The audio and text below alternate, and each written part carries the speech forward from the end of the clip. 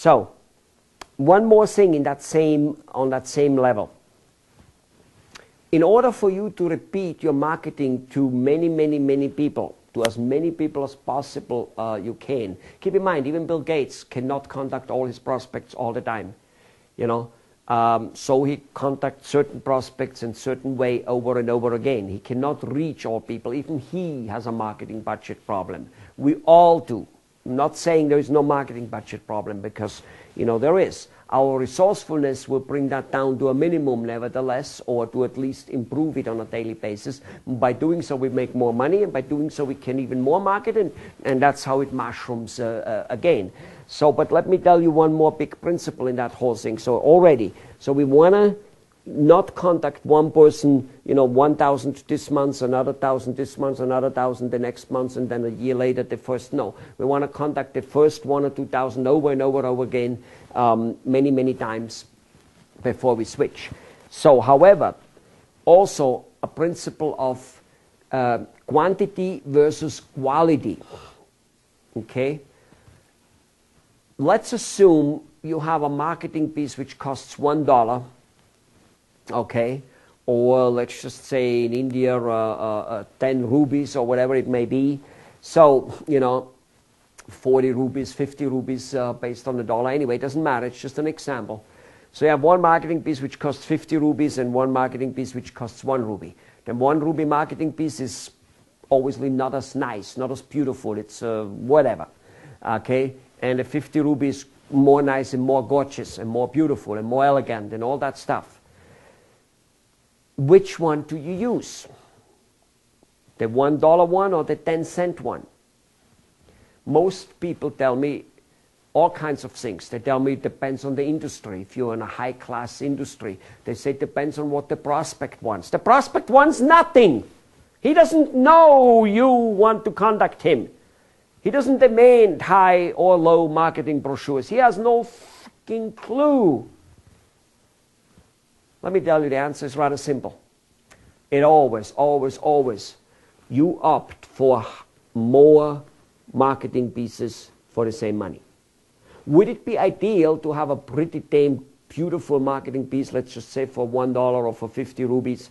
Would it be good to have that for everybody and have that once a day? Yeah, it kind of would. You will never get to that level, you know, because it's actually not, or maybe it would actually, I should say, because the truth is, it's the normal, inexpensive marketing brochure in large quantity, repetitively sent, which is so much more effective than a good one sent only a few times. Would a very good one sent hugely many times and repetitively be better? Maybe, but only maybe. But actually the truth is the not so good one works just as well.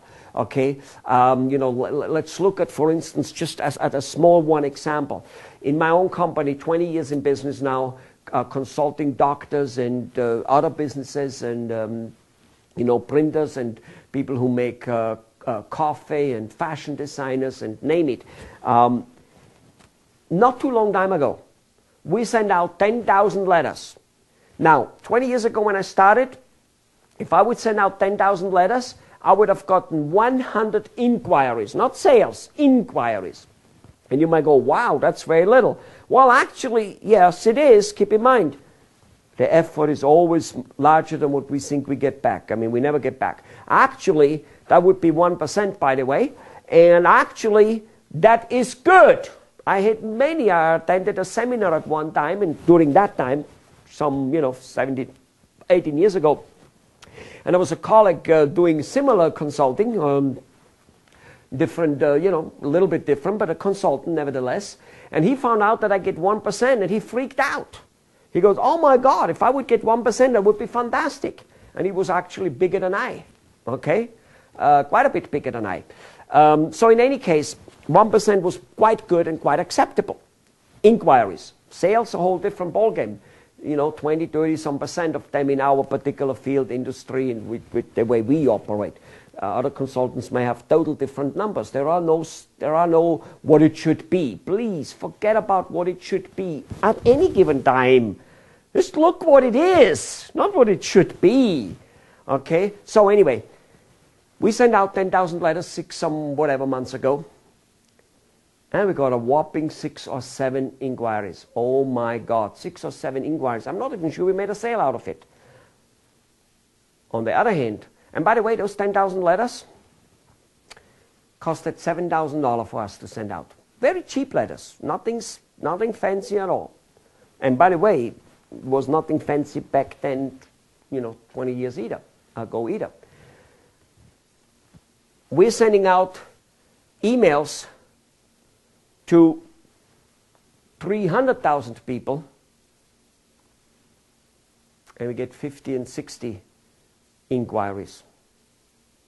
How much does the 300,000 email cost us?